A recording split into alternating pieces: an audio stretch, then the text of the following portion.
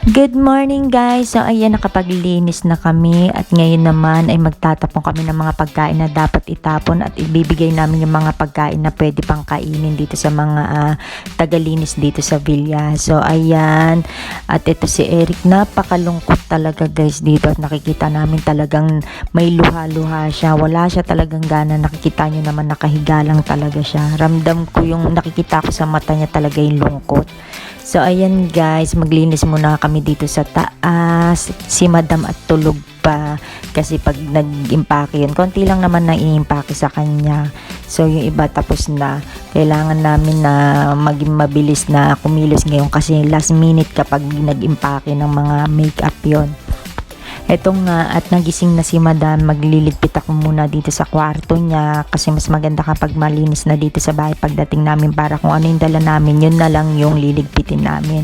So ayan na, kailangan ko madali kasi nga para makapagpahinga pa bago kami umalis kasi mahaba pa yung oras.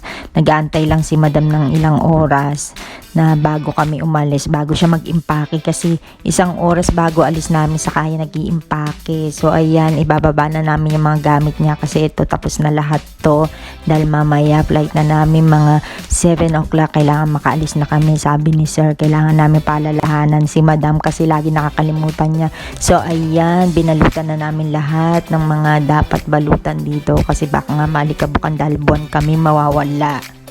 So ayan ang aking aura guys.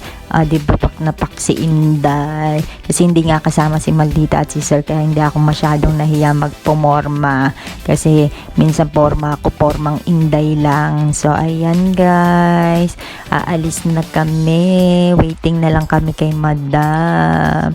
So ayan, excited ako kasi nga maiba-iba naman ang aura dito, ng mga ambience dito kasi nga nalulungkot na ako dito dahil ang tagal ko nakukulong dito. So finally magpupunta ulit kami ng Bahrain. Nakaka-excite, na nakakalungkot, na nakakapagod. So mas maganda kasi talaga iba-iba yung ginagawa mo sa buhay para hindi nakakasawa.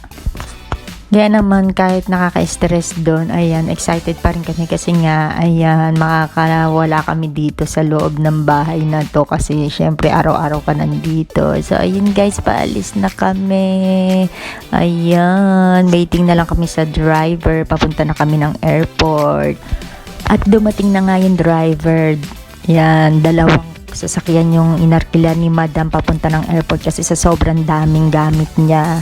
So ayun guys, on the way na kami sa airport. So thank you for watching.